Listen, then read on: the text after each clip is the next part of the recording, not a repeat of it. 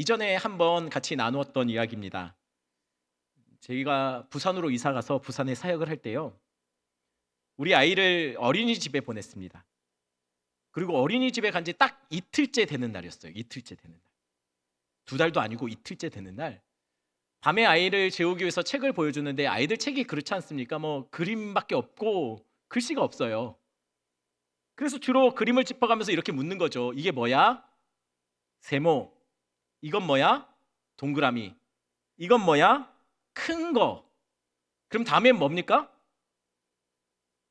그래야지 맞죠.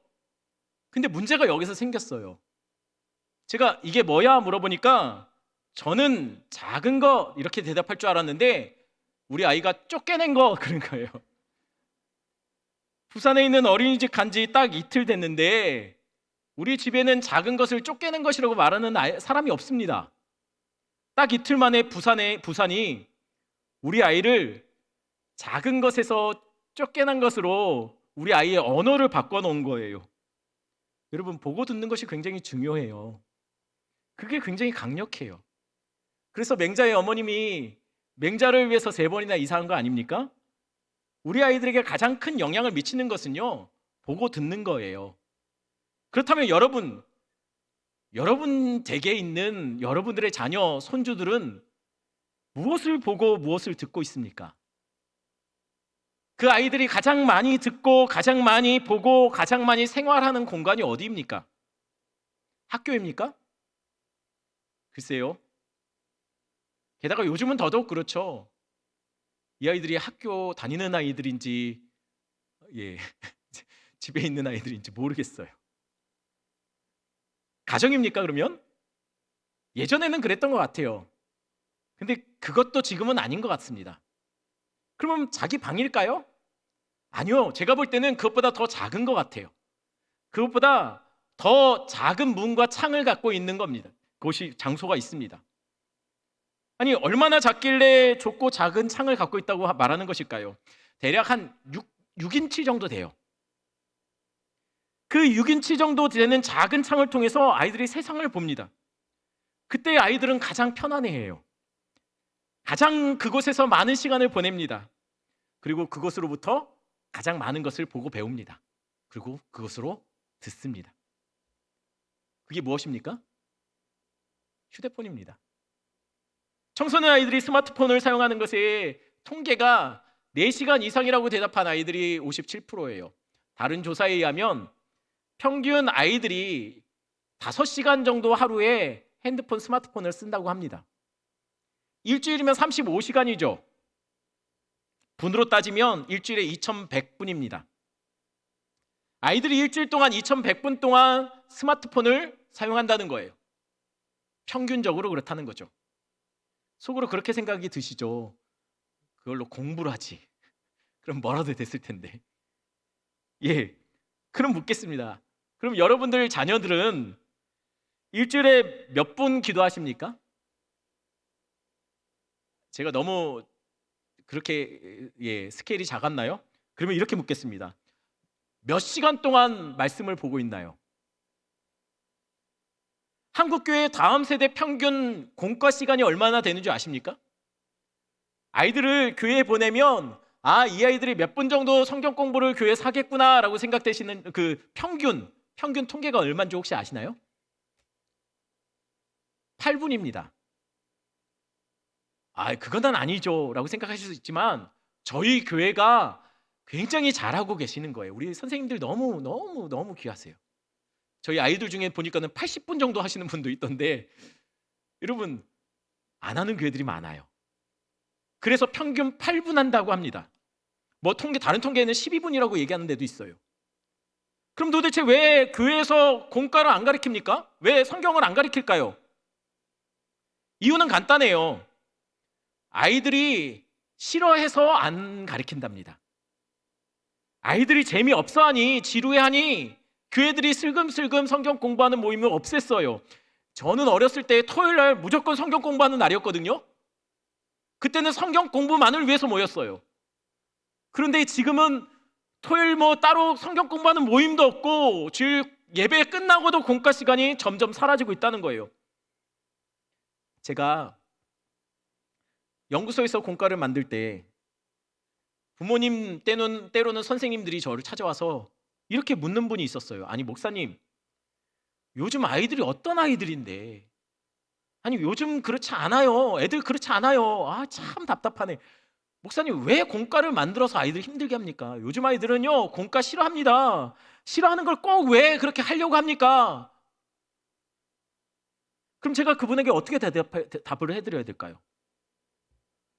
교회에 왔는데 선생님이, 성경을 가르쳐야 될 선생님이 아이들한테 성경 가르치는 게 아이들이 싫어하니까는 왜 하냐네. 이거 코드 안 맞대요. 제가 뭐라고 대답할까요? 어머니, 선생님, 아이들이 학교에서 공부를 좋아합니까? 아니 본인 자녀 공부하는 거 좋아하나요? 아니죠. 그럼 어머니 학교 선생님한테 가서 따지세요. 선생님, 지금 이게 뭐 하시는 겁니까? 지금 이게 상황이, 시대가 어느 시대인데 지금 코드에 안 맞게 아이들이 공부를 그렇게 싫어하는데 왜 붙잡아 놓고 계속 공부를 시킵니까? 수업 시간에 공부하지 마세요. 우리 아이한테 공부 가르치지 마세요. 아니 지금 시대가 아이들 싫어하는데 꼭 그렇게 하셔야겠습니까? 그렇게 따지세요. 제가 정색을 하며 그분에게 따져 물었습니다. 속으로요. 물론 겉으로는 웃으면서 그렇게 말했죠. 아유, 제가 아이들 재밌어하는 공과 만들게요. 제가 좀 더 노력하겠습니다. 라고 말씀드리고 돌려보냈죠. 속으로는 그렇게 따졌다는 거예요. 진심으로. 자, 그럼 실질적인 질문을 하겠습니다. 8분의 공과 시간이 정말 우리 아이들을 예수님의 제자로 만드는 데 충분한 시간인가요? 아니면 2100분의 스마트폰이 보여주는 세상이 우리 아이들을 제자화시키고 있다고 생각하십니까? 어떤 것이 맞나요? 어떤 것이 더 큰 영향력을 끼치고 있을까요? 우리 다음 세대의 아이들이 예수님의 제자입니까? 아니면 세상의 지도를 받는 세상의 제자가 되고 있습니까? 세상을 따라가고 있나요? 예수님을 따라가고 있나요? 어떤 게 맞나요? 어쩌면 그렇게 생각할 수 있어요. 아유, 목사님, 우리 아이는요 교회 잘 나와요. 우리 아이는 어렸을 때부터 교회 출석 잘했습니다. 안 빠져요. 여러분, 그럼 교회 출석하면 괜찮은 건가요? 제가 청소년 사역을 할 때 매년 새로 올라오는 아이들한테 꼭 물어보는 게 있었어요. 신입생들한테 저는 반드시 물어봤습니다. 너희 부모님이 너희를 데리고 교회 오지 않으면 너희가 너희 스스로의 발로, 스스로의 의지로 교회에 나와서 예배 드릴 거냐? 부모님이 뭐라 하지 않고 너가 교회를 나오든 안 하든 뭐라고 신경 쓰지 않는다면 너는 그럼에도 불구하고 네가 스스로 교회에 나와서 예배 드릴 거냐고 물어보면 얼마나 그렇다고 말할까요? 얼마쯤 아이들이 스스로의 의지로 예배를 참석한다고 생각하십니까? 한 70% 될까요? 한 50% 되겠습니까? 제가 물어본 바로는요 30%가 안 됐습니다. 아이들은 늘 그래요. 대학 가서 부모님의 영향력으로부터 벗어나면 교회 안 나올 생각을 하고 있습니다. 늘 마음에 품고 있어요. 그러니 제가 사역을 하면서 다음 세대 사역을 할 때 느꼈던 것은 뭐냐면 우리 부모님이 자신의 자녀들을 제일 몰라요. 왜냐면 자신의 자녀들은요 부모님을 어떻게 속이고 부모님을 어떻게 안심시키는지 귀신같이 알아요. 실제로 만나본 아이들은 그렇지 않은데 부모님은 안 그렇대요. 이런 아이, 얘는 정말 괜찮은 아이래요. 그런데도 교회 출석하고 있으면 그것으로 안심되느냐라는 거예요. 여러분 기억하실 것이 있어요.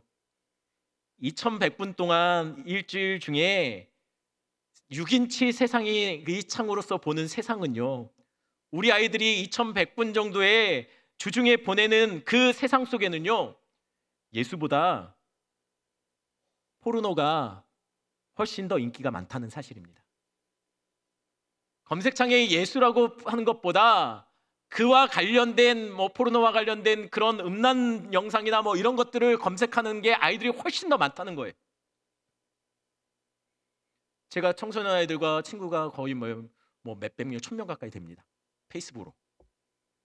아이들이 떼어놓은 것은요 예수님에 관한 거의 없어요. 연예인, 심지어는 음란물 같은 것도 올려놓습니다. 그곳에서는요 말씀보다 욕설과 비난, 악플이 모국어처럼 사용되고 있어요. 그곳에서는 하나님보다 만몬, 풍요와 물질의 신이 훨씬 더 선명하게 보이는 공간이 그 세상입니다. 그러니 우리 아이들을 제자화시키는 것이 과연 성경이고 교회일까요? 아닙니다. 지금 핸드폰이 열심히 우리 아이들을 세상을 아는 재료를 가지고 제자화시키고 있어요. 그럼 롯이 살던 시대는 어땠을까요? 롯이 사는 소돔에서도 역시 그래도 롯은 아브람의 조카처럼 신앙생활 잘했을까요? 롯의 딸들은 모태신앙이었겠죠. 그러니 분명 롯과 그의 자녀들은 주일 되면 교회 다녔을 거예요. 출석 잘하고 봉사도 열심히 했을 겁니다. 롯의 집 문에는 아마 교회 문패가 붙였을 거예요. 오산 제일교회? 예, 오산에 있었다면 말이죠. 아마 차에는 물고기 스티커가 붙여 있을 거예요. 롯의 딸들은 주일학교 성가대도 섬기고 어쩌면 피아노를 어렸을 때부터 배워서 반주를 하고 있을지도 모릅니다. 성경 암송도 기가 막히게 쓸 거예요. 성경 퀴즈 하면 막 상도 늘 받아왔을 거예요. 한때 우리 아이들이 그랬던 것처럼요. 그리고 아마 지금처럼 말하면 8분 정도 공과 시간에 열심히 또 공부하고 돌아왔을 거예요, 성경을. 그래서 그 8분이 여러분들이 생각하기에 롯의 딸들이 소돔에서도 역시 성도다운 삶으로 인도해 줬을까요? 아니면 그 외에 2100분 이상의 시간 세상 소돔 중에서 사는 그 삶이 우리 그 아이들을 소돔화 시켰을까요? 청소년 아이들을 보면은요, 가끔 아이들이 그래요. 아니, 가끔이 아니라 대부분의 아이들이 그렇습니다. 자기가 이순신 장군인 것 같아요. 이게 무슨 말이냐면요, 이순신 장군은 마지막 전투에서 전쟁을 하다가 총에 맞아서 죽어갈 때 주변 사람들에게 그렇게 말하죠. 나의 죽음을 적들에게 알리지 말라. 우리 대부분의 청소년 아이들이 그래요. 나의 신앙을 절대 친구들에게 알리지 말라라고 해요. 이것은 다음 세대 아이들만 그런 게 아닙니다. 저는 그런 얘기도 들었어요. 어떤 분이 장례식장에 갔는데 그분 장례식장에 가서 알았대요. 보니까는 장례식장에 성도라고 적혀 있길래 이분이 교회 다니셨네. 거기 가서 알았답니다. 여러분, 과연 롯이 그리고 롯의 딸들이 소돔에서도 성도였을까요? 네, 자신들은 성도라고 말했을 겁니다. 그런데 성도의 삶을 살았는지는 잘 모르겠습니다. 아마 롯은 그 8분 정도를 믿었던 것 같아요. 우리들처럼요. 창세기 19장 8절 한번 볼까요? 한번 한 목소리 읽겠습니다. 내게 남자를 가까이 하지 아니한 두 딸이 있노라 청하건대. 여기까지만 읽겠습니다. 롯이 자신의 딸을 이야기할 때 이렇게 소개해요. 남자를 가까이 하지 않은 두 딸이라고요. 자신이 있는 거죠. 여러분, 이거는 굉장히 대단한 거예요. 왜냐하면 소돔이라는 문화권에서 살면서 남자를 가까이 하지 않은 결혼 정년기가 된 두 딸을 갖고 있다는 것은 굉장히 대단한 겁니다. 이거는 그때 사는 사람들에게 놀랄 일이었어요. 왜요? 롯의 딸들이 대단했을까요? 아마 롯이 유별났을 거예요. 롯의 집은 통금 시간이 있었을 겁니다. 밤에 돌아다니지 말라고. 요즘 아이들은 다들 자기가 아이돌인 줄 알아요. 옷을 다 그렇게 아이돌처럼 입죠. 똑같은 교복도요, 똑같지 않게 입어요. 어떻게 해요? 막 이렇게 막 하늘 몇 번 겹고 막 이렇게 막 줄여가지고 막 쪼여서 입고 입습니다. 피는 통하는지 모르겠어요. 굉장히 막 쪼여서 입고 막 다들 튜닝을 해서 입죠. 아마 롯의 딸들은 그렇게 못했을 거예요. 마치 독립운동하는 것처럼 유관순 누나처럼 펑퍼짐한 옷들만 입고 그렇게 교복을 입고 다녔을 겁니다. 그렇게 철저하게 딸들을 지켜왔다는 거예요. 그래서 롯은 확신했죠. 내 딸들은 남자를 가까이 하지 않았을 거라고. 그러면 실제로 그랬을까요? 아마 그랬을 겁니다. 하지만 그렇다고 그의 딸들이 실제 그런 모습이었다는 것은 아닐 거예요. 왜냐하면 만약에 그렇다면은요, 오늘 본문 같이 읽었던 본문이 이해가 안 돼요. 우리 32절 말씀 한번 다시 볼까요? 32절 말씀입니다. 한 목소리 읽겠습니다. 우리가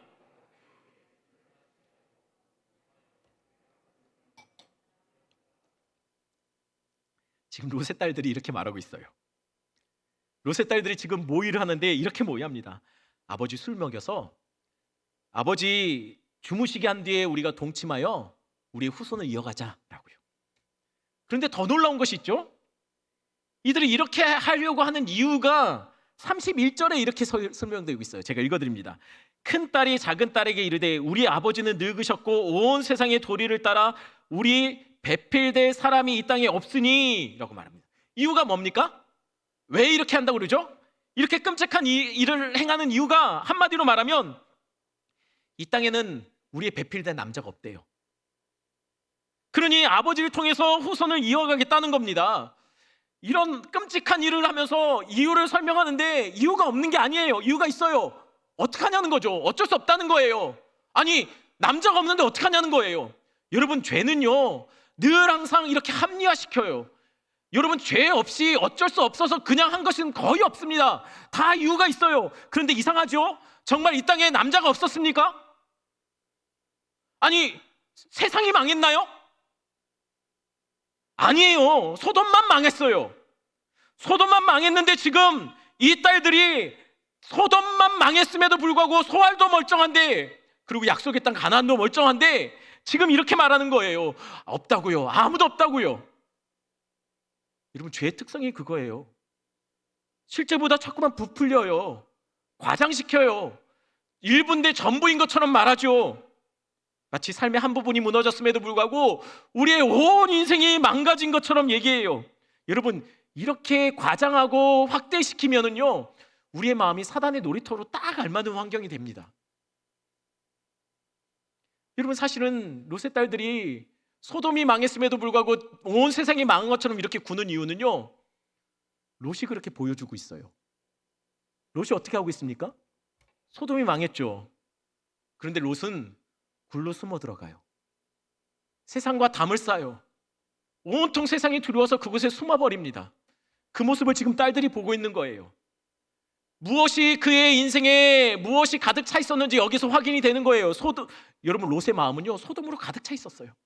소돔이 무너지니 그의 인생의 모든 것이 사라진 것처럼 그는 그래서 굴로 자기를 스스로 가둬버린 거죠. 그러니 다른 선택이 있음에도 둘 딸들은 이렇게 모의합니다. 첫날은 큰딸이 아버지를 술취게 한 후 아버지와 동침해요. 다음 날은 두 번째 딸이, 작은 딸이 그렇게 합니다.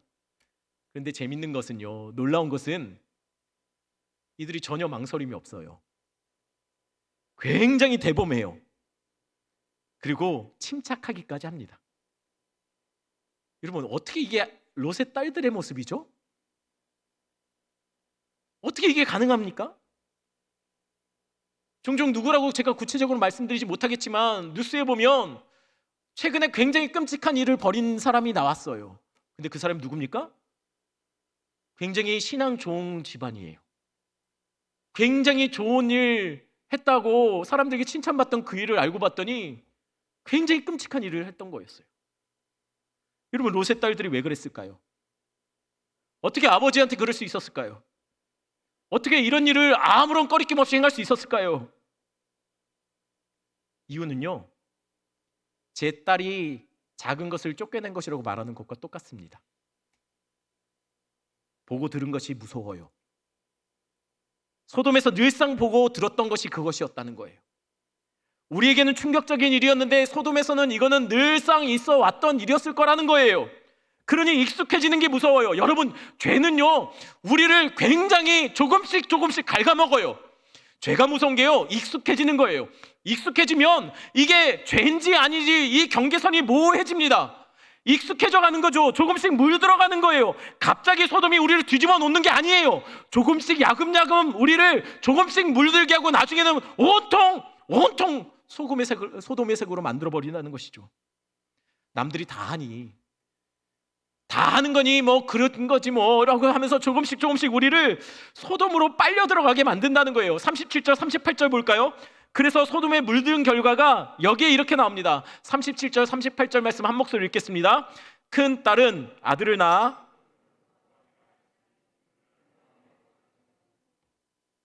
작은 딸도 아들 낳아 이름을 베남미라 하였으니 오늘날 암몬 자손의 조상이었더라. 큰딸이 아들을 낳았습니다. 어떻게 죄를 질려가면 이게 이렇게 바로바로 이렇게 결과물이 나와요. 큰딸은 아들을 낳았는데 그 이름을 모압, 즉 아버지의 소생이란 뜻입니다. 그리고 둘째 딸도 아들을 낳습니다. 베남미, 내 근친의 소생. 그런데 남아있는 근친이 없지 않습니까? 그러면 누가 봐도 내 근친은 누굽니까? 아버지죠. 이게 후에 암몬의 자손이 돼요. 암몬의 조상이 돼요. 한마디로 둘 다 아들 낳아놓고 이름을 뭐라고 지은 겁니까? 아버지를 통해서 낳은 거예요 라는 거예요. 이거는 롯에게도 메시지가 됐을 거예요. 아버지 모르셨죠? 아버지를 통해서 낳았어요. 세상을 통해서도 말했을 거예요. 이 아이는 아버지를 통해서 낳은 아들이라고요. 이게 동생인지 아들인지 헷갈리는 아들이 나온 거예요. 아버지를 속여 술 취하게 만들고 이렇게 낳은 자식을 당당하게 아버지를 통해서 낳았다라고 세상에 알리고 있는 거예요. 어떻게 이렇게 할 수 있습니까? 죄의 경계가 희미해지면 죄가 안 부끄러워져요. 여러분, 누가 봐도 우리는 낯뜨거운 모습인데 당당하게 하고 다니는 모습들 보지 않습니까? 매년 이렇게 광장에 나와서 우리 동성애 축제나 이런 걸 보면 우리는 참 이게 참 민망한데 아무렇지도 않지 않습니까? 소돔에 물 들어가면 그렇다는 거예요. 그러면 모압과 암몬은 도대체 누굴까요? 이들의 정체, 이렇게 낳은 자식들, 이 열매는 어떤 결과를 만들었을까요? 지도를 한번 보겠습니다. 이게 모압과 암몬이 있었던 위치입니다. 그들 중에서 우리가 주목할 것은 첫째 딸, 이 모든 일을 계획하고 주도했던 첫째 딸이 낳은 아들 모압. 모압이 있는 지역이 왠지 수상하지 않습니까? 여러분, 여기 많이 봤던 지도죠? 이 다음 지도 한번 볼까요? 여러분, 이게 뭡니까? 소돔과 그 주변에 동맹했던 나라들이에요. 말하자면 소돔이 멸망할 때 함께 멸망했던 땅들이 바로 이 지역인데, 이 지역이 어디입니까? 모압이 차지한 땅이 되어버려요. 소돔이 심판받고 그 자리에 누가 들어간 겁니까? 모압이 들어가서 그 자리에 다시 또 다른 소돔을 만들어낸 거예요. 악한 땅, 하나님이 도저히 용서할 수 없는 땅이, 그 땅 소돔이 모압이 새롭게 그것을 구축했다라는 것이죠. 신명기에 보니까 이 모압과 암몬 사람들을 이렇게 말하고 있습니다. 한 목소리 읽겠습니다. 신명기 23장 3절 말씀. 암몬 사람과 모압 사람은 여호와의 총회에 들어오지 못하리니 그들에게 속한 자는 10대뿐 아니라 영원히 여호와의 총회에 들어오지 못하리라. 하나님 이렇게 말씀하세요. 모압과 암몬은 하나님의 총회, 다시 말하면 하나님의 백성의 무리들 중에 들어올 수 없다라는 거예요. 그냥 잠깐 못 오는 게 아닙니다. 한시적인 게 아니에요. 영원히 들어올 수 없대요. 왜요? 도대체 왜 그렇습니까? 그 다음 절 말씀 한번 볼게요. 같이 한번 읽어보겠습니다. 그들은 너희가 애굽에서 나올 때에 떡과 물로 너희를 기해서 영접하지 아니하고 메소포타미아의 부돌 사람 부올의 아들 발람에게 뇌물을 주어 너희를 저주하게 하려 하였으나. 이유가 이렇습니다. 분명합니다. 모압과 암몬이요, 출애굽한 이스라엘의 길을 막았었대요. 그들을 대적한 겁니다. 대적만 한 게 아니에요. 발람 선지자를 매수해서 저주하게 만들었어요. 근데 저주는 실패했죠. 하지만 하나님은 분명히 아브라함에게 약속하신 게 있어요. 너와 너의 자손들을 저주하면 내가 저주할 거라고요. 복을 약속하시면서 그런 약속하셨잖아요. 너를 저주하는 자에게 내가 저주할 거라고. 그러니 이들이 지금 하나님의 백성을 대적하고 저주했으니 하나님이 그들을 저주하시는 거예요. 게다가 모압은요, 바알보올 사건을 일으킨 장본인들입니다. 바알보올 사건이 뭐냐면 바알 숭배 제단을 쌓아놓고 이스라엘 백성들을 초청해서 거기서 범죄하게 만들었던 백성들이에요. 하나님의 등을 돌린 것도 큰 죄인데 하나님의 백성을 대적했고 그들을 저주했고 그들을 우상 숭배로 물들게 했던 사람들이라는 거예요. 그러니 하나님은 그들을 향해서 이렇게 말해요. 다른 민족은 다 돼도 모압과 암몬은 절대 하나님의 백성의 울타리 안에 못 들어온다라고요. 영원히 들어올 수 없다라는 거예요. 여러분, 롯은요, 아브라함이 후계자로 생각했던, 그 정도까지 생각했던 사람입니다. 도대체 왜 이 지경이 됐을까요? 이게 롯의 딸들의 문제였을까요? 여러분, 과수원의 열매가 맺혔는데 열매가 문제면 열매가 잘못한 겁니까? 여러분, 열매에 문제가 있으면 열매를 따버리고서 여러분 왜 이럴까? 열매한테 막 열매 탓을 합니까? 아니죠. 나무를 고치든 토양을 바꾸든지 환경을 바꿔줘야죠. 롯의 딸들의 문제가 과연 롯의 딸들의 문제입니까? 롯의 딸들이 혼자서 모압과 암몬을 나올 수 있었나요? 아니요, 공범이 있었어요. 누굴까요? 롯입니다. 이건 모두 다 롯에서부터 시작된 일이라는 거예요. 롯이 세상과 하나님 각각 한 발씩 걸쳤어요. 하나님을 따라가다가 소돔이 좋아서 소돔에 한 발을 걸쳐놓은 거예요. 그래도 하나님을 버리기 힘드니, 그게 마음에 걸리니 하나님도 섬기고 소돔도 한 발짝 걸치고 각각 한 발씩 걸쳐놓은 거예요. 근데 롯의 딸들은 그것을 보면서 두 발을 다 소돔 위에 걸쳐놓습니다. 그렇게 태어난 자식들은 어떻습니까? 아예 소돔이 돼버려요. 또 다른 소돔을 만들더라는 거예요. 여러분, 시작은 롯으로부터 시작돼요. 시작은 늘 그렇게 시작합니다. 우리가 한 발 주님 앞에서 멀어지면요, 그걸 보고 자라는 자녀들은 거기서 한 발 더 나갑니다. 그러다 조금씩 멀어지다, 그렇게 조금씩 세상에 물들다 보면 우리 아이들은 영원히 모압과 암몬처럼 세상처럼 돼버린다는 거예요. 여러분, 신앙의 전수율이 50% 정도 된대요. 우리의 자녀가 신앙을 가질 확률이, 지금은 아이들이 신앙을 잘 갖고 있는 것처럼 보이지만 둘 중에 한 명은 주님을 떠날 가능성이 크다는 것이죠. 근데 이 통계는 점점 낮아지고 있답니다. 그렇다면 우리의 자녀 말고 또 그 자녀가 나타보면, 죄송하지만 여러분들이 살아계실 때 여러분 눈으로 여러분의 가문의 신앙의 계보가 끊기는 것을 보게 될 수도 있다는 거예요. 아니, 어쩌면 벌써 그것을 보고 계시는 분들이 있을지도 모르겠습니다. 우리가 한 발 물러서면 우리 다음 세대는 더 물러섭니다. 그러다가 점점 모압과 암몬이 완성되어져 가는 것이죠. 그럼 이대로 롯의 자손들은 영원히 버림받을까요? 혹시 이 중에 우리를 떠나버린 신앙을 위해서 벌어진 우리의 자녀들은 영원히 그렇게 끝나버리는 것일까요? 사사시대 때 있었던 이야기를 좀 해드리겠습니다. 베들레헴이라는 땅에 굉장히 큰 기근이 들었어요. 도저히 살 수 없을 만큼 심각한 기근이 들어서 그때 살기 위해 그 땅을 도망쳐서 모압이라는 땅, 그 땅으로 이주해 들어간 사람들이 있었습니다. 이스라엘 사람들이 모압을 굉장히 천시 여겨요. 하나님의 백성에 들어오지 못한다고 상종 못할 인간들이라고 생각했던 사람들이 모압인데, 살기 위해서 모압 땅으로 갔으면 얼마나 기가 막힌 상황이었겠습니까? 살려고 간 거예요. 그 사람이 누구냐면 엘리멜렉과 그의 아내 나오미와 두 아들입니다.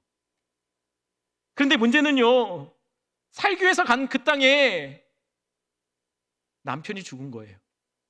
두 아들이 죽었어요. 모압이 아까도 말한 것처럼 상종 못할 사람들로 무시하고 천대했던 사람들인데 홀로 나오미 혼자서 거기에서 살아남게 된 거예요. 그러니 어떻게 그 땅에서 더 삽니까? 기가 막힌 거죠. 그래서 나오미는 이렇게 말해요. 하나님이 지금 나를 치셨다고. 하나님이 나를 이렇게 바닥까지 나를 내몰아셨다고. 그래서 도저히 그 땅에서 살 수 없어서 두 명의 며느리를 불러요. 그리고 이렇게 말하죠. 내 딸들아, 너희들 그냥 돌아가. 나를 떠나. 내 태중에는 너희들 남편 될 사람이 없어. 그러니 나를 떠나가라. 나오미는 죄악의 땅에 왔다가, 이전에는 소돔이라고 불려질 만한 그런 땅에 왔다가 패가 망신한 거예요. 다 잃어버린 거예요.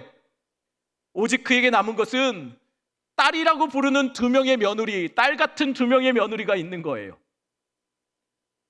그곳에서 그는 하나님의 얻어맞으심, 때리심을 느끼고 못 살겠다고 도망치겠다고 하고 있어요. 지금 이 상황이 누구랑 참 많이 비슷하지 않습니까? 누구랑 비슷한가요? 성경에 힌트를 주는 것 같아요. 나오미가 다시 이스라엘 하나님의 백성으로 돌아가려고 하니 한사코 그를 따라 나서겠다고 한 사람이 있습니다. 누구입니까? 룻이에요. 룻이 따라 나서요. 롯의 후손인 모압 여인 룻이 따라 나서요. 룻인지 롯인지 하여튼간 막 헷갈리는데 아무튼 따라 나오겠대요. 여러분, 제가 이전에 이전교회에서 룻기서를 갖고 설교를 할 때 자꾸만 설교를 하는데 제 친한 목사님이 앞에서 자꾸만 막 이러는 거예요. 아니, 저분이 왜 저러시나? 알고 봤더니 제가 모르게 막 설교를 막 제가 하면 막 흥분하지 않습니까? 화난 것처럼? 화난 건 아닌데 막 흥분할 때 막 말이 빨라지거든요. 근데 자꾸만 제가 룻이라고 말해야 되는데 롯이라고 말했대요. 그러니까 막 목사님이 막 제가 그걸 못 알아봤어요. 저분이 왜 저러시나? 근데 나중에 알고 보니 제가 자꾸만 롯이라고 한 거예요. 룻인데. 그러니까 얼마나 목사인데 창피합니까? 아우, 막 마음이 막 굉장히 막 심란하고 아유 이게 뭐야 망신스럽게 막 했는데 성경을 묵상해 보니까 나는 저도 뭐 합리화시키는 건 아니지만 갸가 갸입니다. 롯에서 룻이 나왔잖아요. 여러분, 하나님이 지금 우리를 막 헷갈리게 만드시는 것 같아요. 하필 이름을 룻이라고 지어서 롯을 떠올리게 만드는 거죠. 왜요? 롯으로부터 시작돼서 하나님으로부터 멀어졌는데 하나님이 하나님 앞에 다시 돌아올 수 없는 이 백성을 룻이라는 여인을 통해서 다시 무언가를 시작하시는 것 같아요.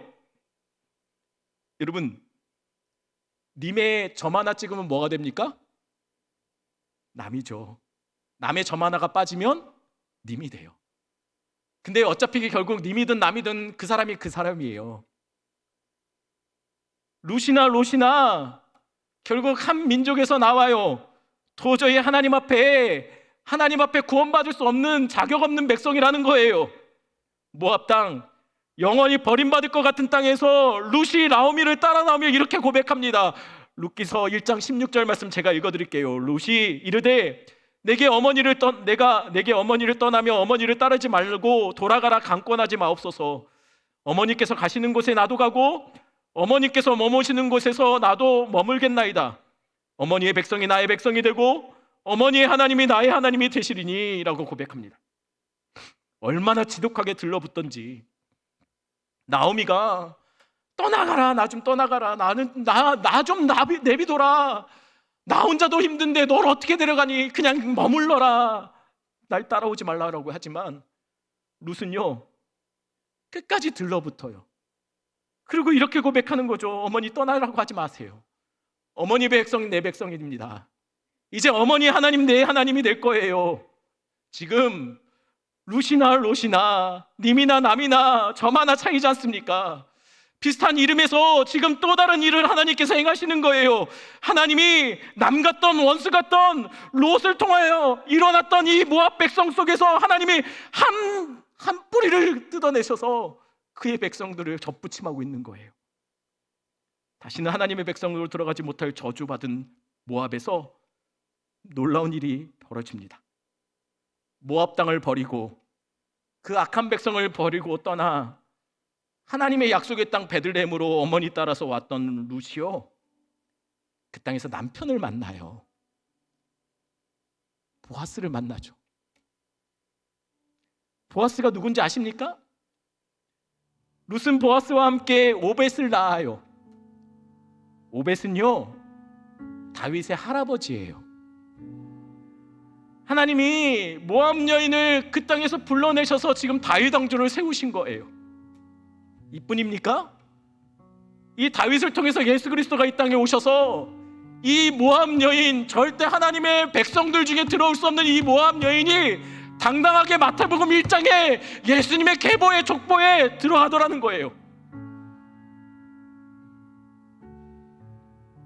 어떻게 그게 가능하죠? 롯이 떠난 하나님을 룻이 끝까지 붙잡아요.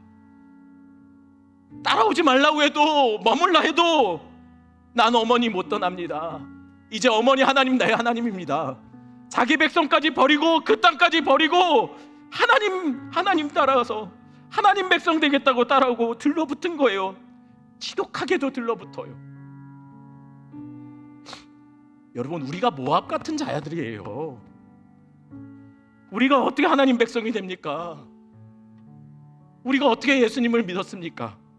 이전에 우리가 어땠나요? 복음을 비웃었지 않았습니까? 여기 중에 누군가는 아내가 믿는, 남편이 믿는 하나님을 조롱하고 비웃지 않았습니까? 모태신앙이고 어렸을 때부터 예수님 믿었다 해도 우리는 반복되어 있는 죄의 습관으로 십자가의 원수처럼 행하지 않았습니까? 알고 보면 우리가 모압처럼 하나님의 총회에 들어올 수 없는 자들과 같은 자들이었어요. 마땅히 심판받아 멸망받아 마땅한 자들이었다는 거예요. 그런데 어떻게 우리가 가능성 없는 버림받은 우리가 하나님의 백성으로 그렇게 거듭날 수 있었을까요?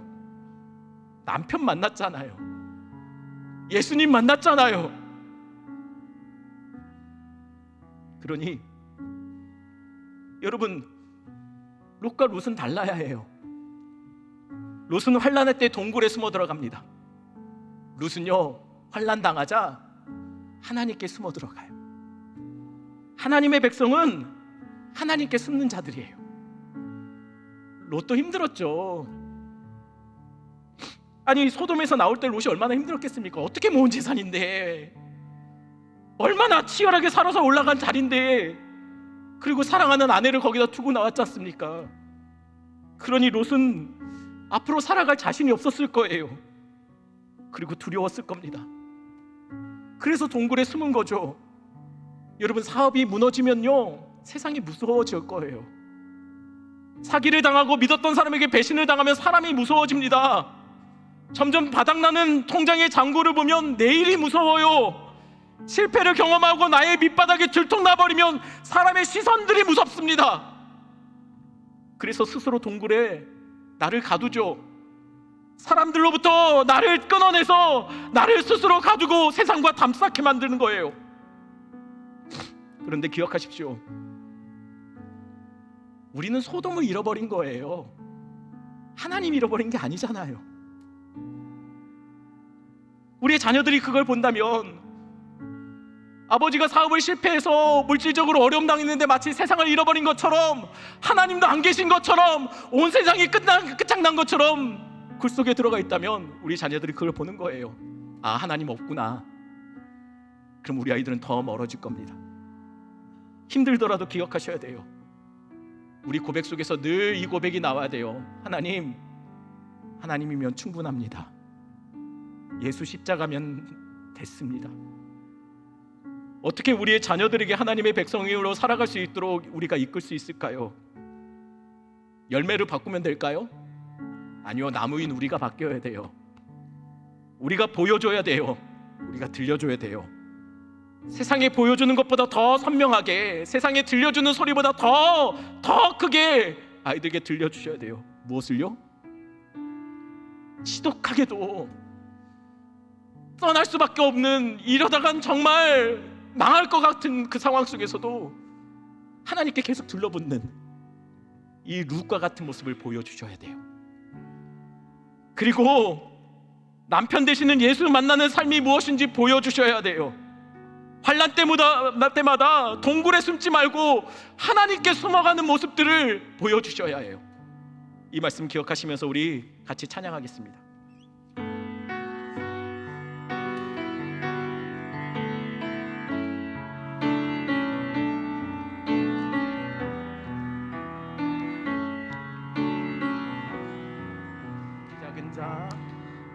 지극히 작은 자 죄인 중에 예수 무익한 날 부르셔서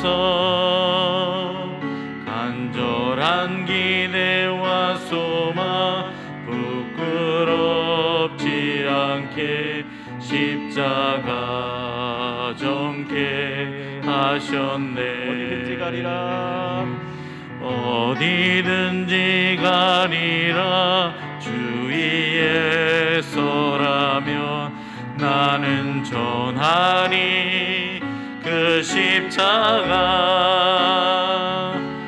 내 몸에 밴 십자가 그 보혈의 향기 온 세상 채울 때까지 살아도 주를 위해, 살아도 주를 위해 주 나도 주를 위해 사나 죽으나 난 주의 것 십자가의 능력 십자가의 소망 내 안에 주만 사시는 것 난 지극히 작은 자 난 지극히 작은 자 죄인 중에 개수 무익한 날 부르셔서 간절한 기대와 소망 부끄럽지 않게 십자가 정케 하셨네. 말씀 생각하시면서 기도하겠습니다. 이 시간 기도할 때 여러분 자녀들 우리의 가족들을 위해서 기도했으면 좋겠습니다. 주님 오실 때까지 믿음의 세대가 이어져 갈 수 있도록 주여 붙잡아 주시옵소서. 우리보다 우리의 자녀들은 더 주님 잘 믿는 자녀들 되게 주님 도와주시옵소서. 혹시 주님으로부터 예배로의 자리에서부터 신앙으로부터 멀어진 자녀들 있습니까? 위에서 기도할 때 하나님 나를 사용하여 주셔서 나를 통해서 룻을 통해서 일하셨던 그 일을 행하여 주시옵소서. 다시 그 자녀 돌아오게 하여 주시고 말씀이 생각나게 하시고 그 자녀들의 입에서 어머니 하나님 아버지 하나님이 나의 하나님입니다 라고 고백할 수 있도록 주여 붙잡아 주시옵소서. 내가 롯이 아니라 룻이 되게 주님 도와주시옵소서. 이 시간 주여 한번 외치고 기도합니다. 주여 주님 아버지 하나님 우리 아버지 하나님 아버지 하나님 자녀들을 주님 붙잡아 주시옵소서. 하나님 아버지 하나님 나를 통해서 점점 아버지 하나님 자녀들이 멀어지는 것이 아니라 아버지 하나님 나를 통해 아버지 하나님 벌어질 것 같던 자녀들이 주께 돌아오는 역사 일어나게 주님 도와주시옵고 하나님 신앙에서 멀어진 우리 자녀들 있다면 주여 붙잡아 주시사 이 자녀들 변화시켜 주시옵소서. 이 자녀들 다시 세워주시옵소서.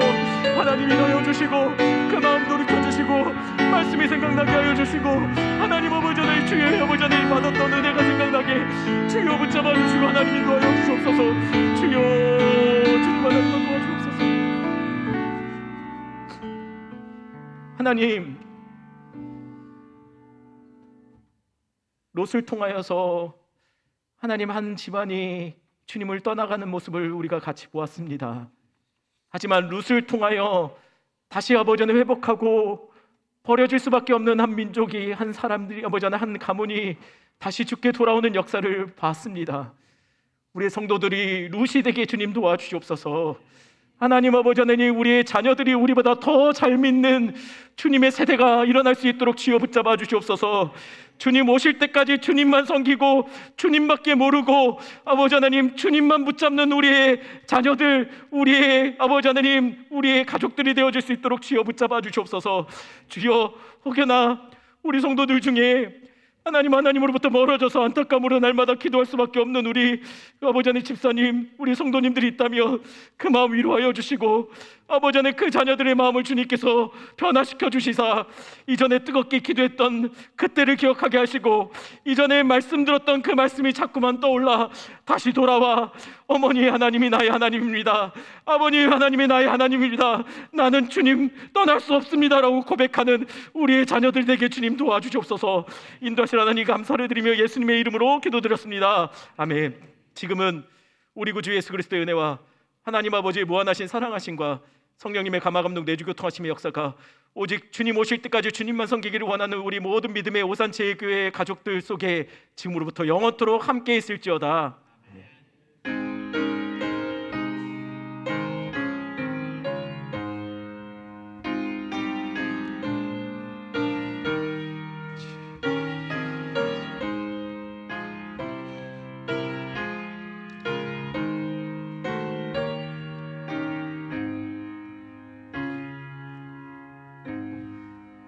일어나서 이 찬양 같이 부르시고 서로 교제하시고 돌아가시겠습니다.